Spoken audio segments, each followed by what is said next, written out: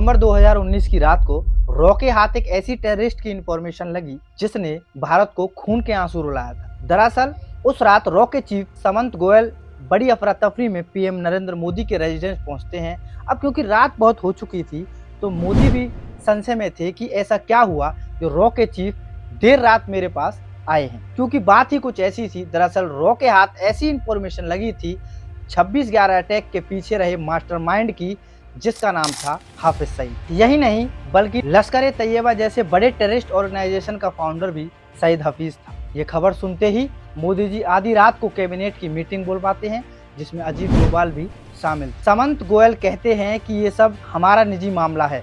कहते हैं कि यूएस या यूएन जाने की बजाय हमें पाकिस्तान जाना चाहिए और घर में घुसकर दुश्मनों को बताना चाहिए कि खून की होली कैसे खेली जाती है। काफी देर मीटिंग होने के बाद ये फैसला लिया जाता है कि भारत अब एक ऑपरेशन को अंजाम देगा जिसके चलते हाफिज सईद इस दुनिया को अलविदा कहेगा। बस फिर यहीं से शुरू होती है ऑपरेशन अलविदा की कहानी।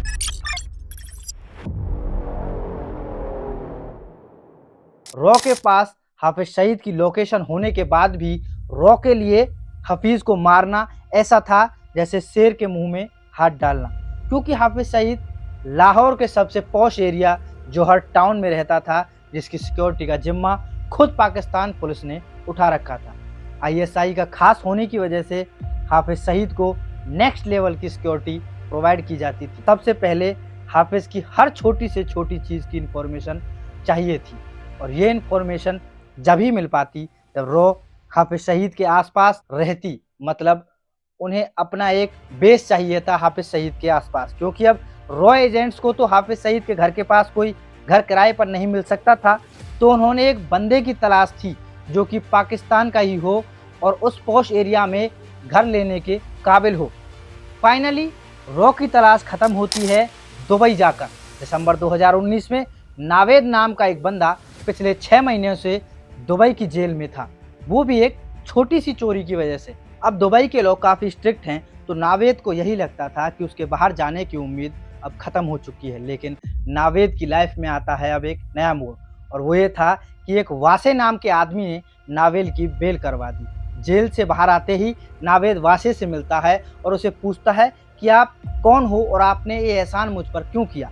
जवाब में वासे कहता है कि मैं कोई एहसान नहीं कर रहा, क्योंकि मुझे तुम्हारी मदद चाहिए, इसीलिए मैं तुम्हें जेल से बाहर निकलवा रहा हूँ। वासे कहता है कि दुबई के साथ साथ मेरा पाकिस्तान में भी बिजनेस है, लेकिन इस बिजनेस को मैं अकेला हैंडल नहीं कर पाता, इसलिए मुझे आप जैसे एक ईमानदार आदमी की ज़रूरत है जो मेरा कारोबार संभाल सके। ये सब सुनते ही नावेद सोच में पड़ जाता है और वासे पर शक करने लगता है। लेकिन वहीं दूसरी ओर जब नावेद अपने फैमिली के बारे में सोचता है तो नावेद को लगता है ये मौका मैं हाथ से नहीं गंवाना चाहता। वो फिर इस ऑफर को एक्सेप्ट कर लेता है। इसके बाद नावेद 50 लाख पाकिस्तानी रुपीस को लेकर पाकिस्तान चला जाता है और फिर करीब एक हफ्ते बाद वासे का नावेद के पास फोन आता है कि नावेद भाई बिजनेस मंदा चल रहा है, आप एक काम करिए, सेंट्रल लाहौर में एक घर किराए पर ले लीजिए और बिजनेस को संभालना शुरू कीजिए। अब पता नहीं किस्मत को भी शायद हाफिज सईद की मौत का ही इंतजार था क्या, क्योंकि नावेद को घर मिला लाहौर के जौहर टाउन में और वो भी बिल्कुल हाफिज सईद के घर के पास। वैसे तो अब तक आप जान चुके होंगे, पर मैं फिर भी आपको बता दूं कि वासे कोई और नहीं बल्कि रॉ का एक एजेंट था। दरअसल नावेद के द्वारा लिया गया किराए का घर घर नहीं बल्कि रॉ का बेस था, क्योंकि नावेद का बिजनेस संभालने की आड़ में रॉ के एसेट्स या फिर कहो कि एजेंट्स नावेद के घर आने लगे थे, यहाँ तक कि उस घर में ही रहने लगे थे, और जिसकी इंफॉर्मेशन नावेद को नहीं थी, क्योंकि नावेद तो केवल यही समझता था कि ये वासे द्वारा भेजे गए एम्प्लॉइज हैं, जबकि कहानी कुछ और ही थी। अब हाफिज सईद पर कड़ी नजर रखी जा रही थी और 6 महीने के अंदर हर एक छोटी से छोटी चीज नोट कर ली गई, जैसे हाफिज के घर दूध कौन देने आता है, हाफिज के घर न्यूज़पेपर कौन देने आता है, और भी बहुत सारी चीजें। ये सारी इंफॉर्मेशन दिल्ली भेजी जाती थी। रॉ अपनी सबसे बड़े टेररिस्ट को मारने के करीब पहुंच रहा था, लेकिन इस दौरान कुछ ऐसा हुआ जिसने हालात को पलट कर रख दिया। दरअसल नावेद हर हफ्ते अपनी फैमिली से मिलने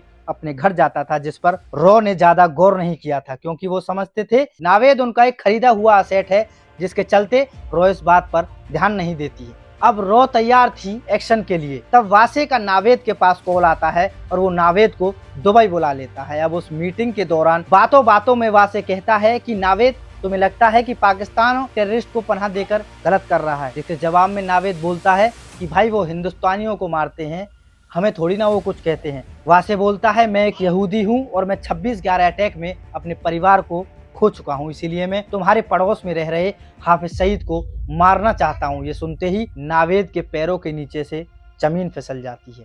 इसके बाद वासे कहता है कि तुम्हें मेरी मदद करनी होगी, जिसके चलते हम तुम्हें करोड़ों रुपए देकर तुम्हें और तुम्हारी फैमिली को अमेरिका सेटल करवा देंगे।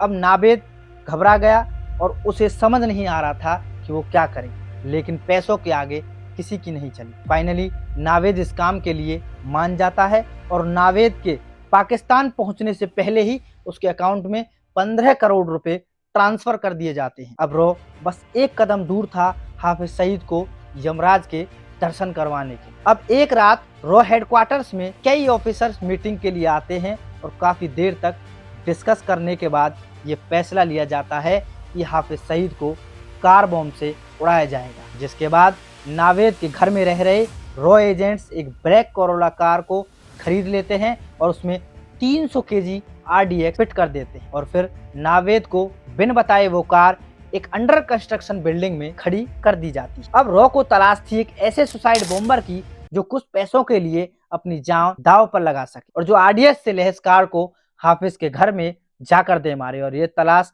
खत्म हुई अफगानिस्तान में जाकर। अफगानिस्तान से रॉ को एक सुसाइड बॉम्बर मिल जाता है। अब नावेद का मुंह तो पैसे देकर बंद कर रखा था, तो नावेद को अब इस बात से कोई मतलब नहीं था कि उसके घर में कौन आ रहा है और कौन जा रहा है, लेकिन किस्मत को शायद कुछ और ही मंजूर था। अब कुछ ऐसा हुआ जिसके चलते ये ऑपरेशन धीमे पड़ गया और नावेद के घर में रह रहे रॉ एसेट्स की जान खतरे में पड़ गई। बात है 13 मई 2021 की, जब वासे अपनी फैमिली से मिलने भारत आया हुआ था, तो उसके लौटने के दौरान ये पता चला कि उनको कोरोना हुआ था। उसके बाद वासे को ICU में एडमिट कराया जाता है और फिर 2 दिन बाद वासे भारत देश के लिए शहीद हो जाते हैं, जिसका फायदा उठाया नावेद ने, क्योंकि नावेद शुरू से ही वासे पर शक कर रहा था। उसका शक यकीन में तब बदल जाता है जब वासे ने हाफिज सईद को मारने की बात उससे कही थी। तो उसके बाद वासे सोचने लगता है कि मैं पैसे भी ले लूंगा और सारी की सारी इंफॉर्मेशन ISI को भी दे दूंगा। अब काफी दिन हो गए थे नावेद के पास वासे का कोई फोन नहीं आया था, तो नावेद इससे अच्छा मौका नहीं मिल पाता और हर बार की तरह नावेद इस बार भी अपनी फैमिली से मिलने के लिए लाहौर से निकलता है।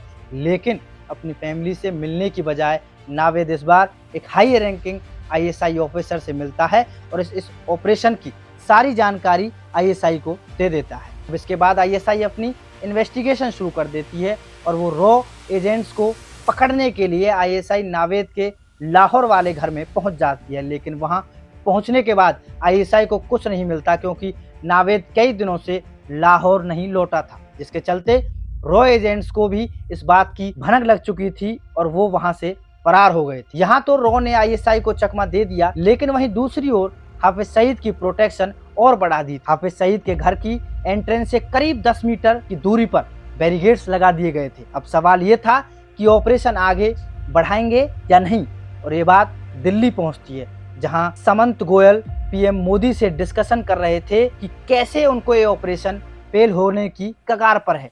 इतना सुनते ही मोदी जी कहते हैं कि भारत को खून के आंसू रुलाने वाला खुद चैन की सांस कैसे ले सकता है। गोयल साहब, आप हर हालत में अपना ऑपरेशन पूरा कीजिए। इसके बाद ये फैसला लिया गया कि ऑपरेशन को आगे बढ़ाया जाएगा, क्योंकि वैसे भी वो RDX से लैस गाड़ी उसी अंडर कंस्ट्रक्शन बिल्डिंग में थी। मजे की बात यहाँ ये थी कि वासे ने नावेद को ये बताया था कि वो हाफिज सईद को मारना चाहता है, लेकिन ये नहीं बताया था कि वो हाफिज सईद को कैसे मारना चाहता है।